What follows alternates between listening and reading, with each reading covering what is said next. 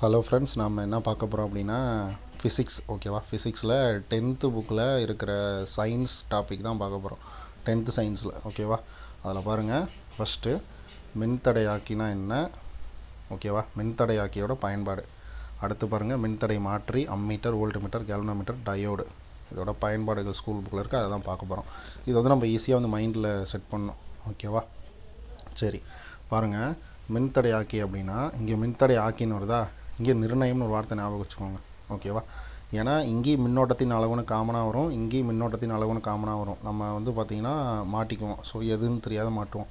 அப்போ என்ன பண்ணுவோம் அப்படின்னா, இந்த மாதிரி ஏதாவது ஒன்று யோசிச்சு வச்சுக்கோங்க. இங்கே மின்தடை ஆக்கின்னு வந்துச்சுன்னா இங்கே நிர்ணயம் ஞாபகம் வச்சுக்கோங்க. இங்கே மின்தடை மாற்றி, மாற்றி மாற்றி தேர்ந்தெடுப்பாங்க. ஓகேவா? மாற்றி மாற்றி தேர்ந்தெடுப்பாங்க, அதான் ஷார்ட்கட். ஓகேவா?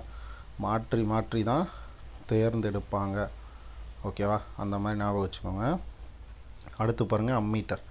அம்மீட்டர் வந்து மின்னோட்டத்தை அளவிட. ஓகே, இது காமனாக எல்லாத்துக்கும் தெரியும். அடுத்து வோல்ட் மீட்டர்னால் வேறுபாடு. ஓகேவா? வோல்ட் மீட்டர் அப்படின்னா மின்னழுத்த வேறுபாடு. சப்போஸ் உங்களுக்கு இந்த இடத்துல வார்த்தையை மாற்றி கொடுத்துருவான், மின்னோட்ட வேறுபாடுன்னு கொடுத்துருவான். அப்போக்கு இது பார்த்து நீங்கள் சரின்னு போட்டு வச்சுட்டு வந்துடக்கூடாது.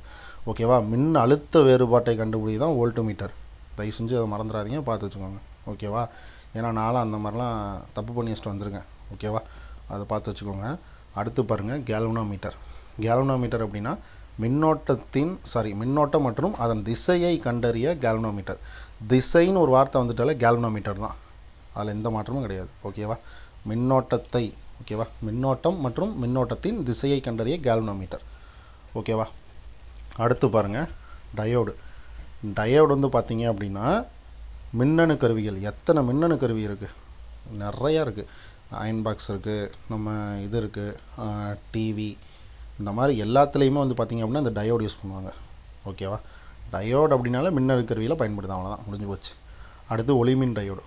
டயோடில் இது வந்து ஒளிமின் டயோடு. ஒளிமின் டயோடுனா எல்இடி டிவி இருக்குது பார்த்தீங்களா, அது ப்ரொஜெக்டர் மேலே இருக்குது பார்த்தீங்களா, ப்ரொஜெக்டர், அது அந்த மாதிரி. ஓகேவா? அது எல்லாத்துலேயுமே இது வந்து பயன்படுது. அதை தான் இப்படி கொடுத்துருக்கான். 7 துண்டு காட்சி பலகையில் பயன்படுத்தப்படுகிறது அப்படின்ட்டுருக்கான். டிவி, எல்இடி, இது எல்லாத்துலேயுமே. ஓகேவா? சரி, அடுத்து பாருங்கள், தரை இணைப்பு. தரை இணைப்புனா மின் சாதனங்களை பாதுகாக்க பயன்படுகிறது மற்றும் மின்னழுத்தத்தை அளவிட குறிப்பு புள்ளியாக செயல்படுகிறது. ஓகேவா? இதை பார்த்து வச்சுக்கோங்க.